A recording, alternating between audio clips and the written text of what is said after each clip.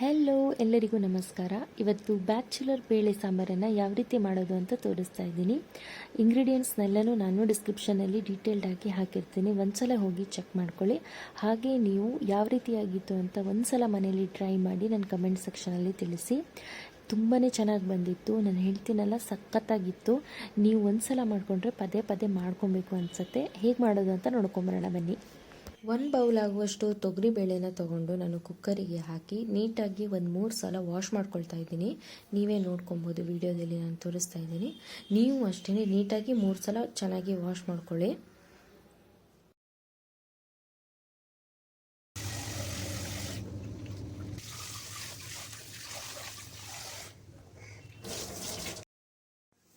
ಕ್ಲೀನಾಗಿ ವಾಶ್ ಮಾಡಿದಾದಮೇಲೆ ಇದಕ್ಕೆ ನಾನೀಗ 2 ಗ್ಲಾಸು ನೀರನ್ನು ಹಾಕ್ತಾಯಿದ್ದೀನಿ.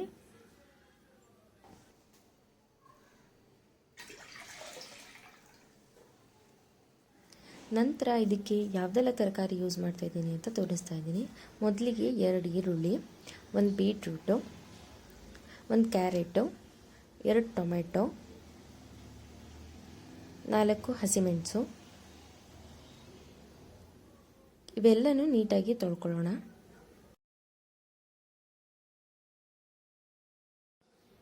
ಈಗ ಎಲ್ಲನೂ ತೊಳೆದಾದ್ಮೇಲೆ ನೀಟಾಗಿ ಎಲ್ಲನೂ ಕಟ್ ಮಾಡ್ಕೊಳ್ಳೋಣ.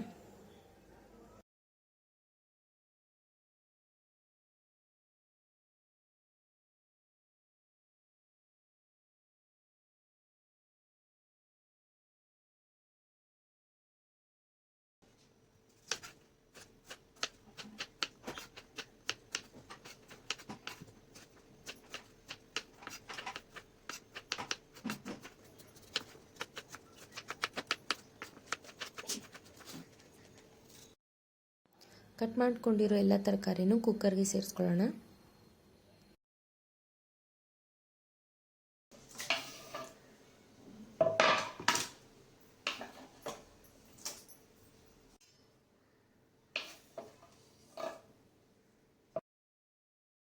ಈಗ ಇದಕ್ಕೆ 1 ಸ್ಪೂನ್ ಅರಿಶಿನ,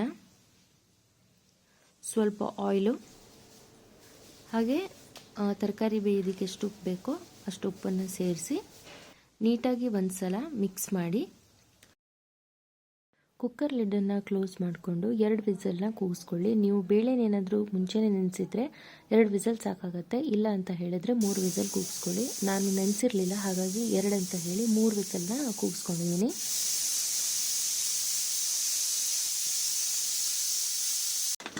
ಕುಕ್ಕರ್ ತಣ್ಣಗಾದ್ಮೇಲೆ ಒಂದು ಸಲ ಓಪನ್ ಮಾಡಿ ನೀಟಾಗಿ ಎಲ್ಲನೂ ತಿರುಗಿಸ್ಕೊಳ್ಳಿ.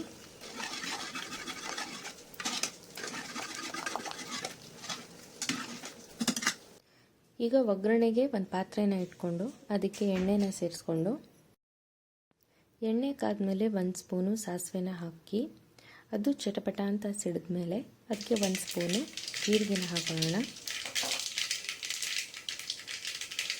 ಈಗ ಬೆಳ್ಳುಳ್ಳಿ ಹಾಗೆ ಶುಂಠಿನ ಕುದ್ದಿಟ್ಕೊಂಡಿರೋದನ್ನು ಸೇರಿಸ್ಕೊತಾ ಇದ್ದೀನಿ. ಬೆಳ್ಳುಳ್ಳಿ ಸಿಪ್ಪೆನ ತೆಗ್ದಿದ್ದೀನಿ ನಾನು.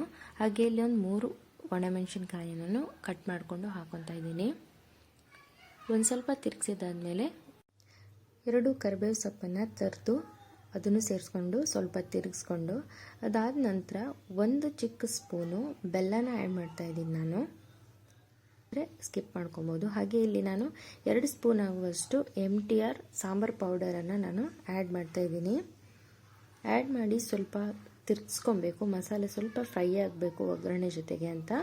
ಅದಾದಮೇಲೆ ನೀವು ಏನು ಕುಕ್ಕರಲ್ಲಿ ಮುಂಚೆನೇ ವಿಸಿಲ್ ಹೊಡೆಸ್ಕೊಂಡಿದ್ದೀರೋ, ಏನು ಬೇಯಿಸ್ಕೊಂಡಿದ್ದೀರೋ ಎಲ್ಲ ಬೇಳೆ ಹಾಗೂ ತರಕಾರಿನ ಒಗ್ಗರಣೆಗೆ ಆ್ಯಡ್ ಮಾಡಿಬಿಟ್ರೆ ಆಯಿತು.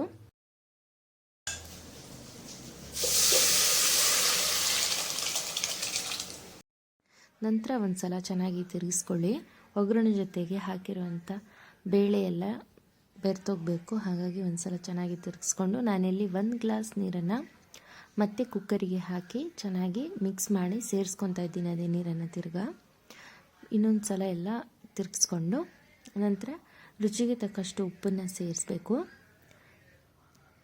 ಈ ಬೇಳೆ ಸಾಂಬಾರಿಗೆ ಯಾವುದೇ ತರಕಾರಿ ಬೇಕಿದ್ರೂ ಆ್ಯಡ್ ಮಾಡ್ಕೊಬೋದು.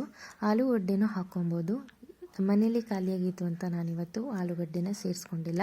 ನೀವು ಯಾವುದೇ ತರಕಾರಿನ ಹಾಕ್ಕೊಬೋದು. ನುಗ್ಗೆಕಾಯಿಯನ್ನು ಬೇಯಿಸ್ಬಿಟ್ಟು ಹಾಕ್ಕೊಬೋದು. ನಾನಿಲ್ಲಿ ಕೊನೆಯದಾಗಿ ಕೊತ್ತಂಬರಿ ಸೊಪ್ಪನ್ನು ನೀಟಾಗಿ ಚಿಕ್ಕದಾಗಿ ಕಟ್ ಮಾಡಿಕೊಂಡು ಸಾಂಬಾರು ಕುದಿ ಬಂದಮೇಲೆ ಸೇರಿಸ್ಕೊತಾ ಇದ್ದೀನಿ.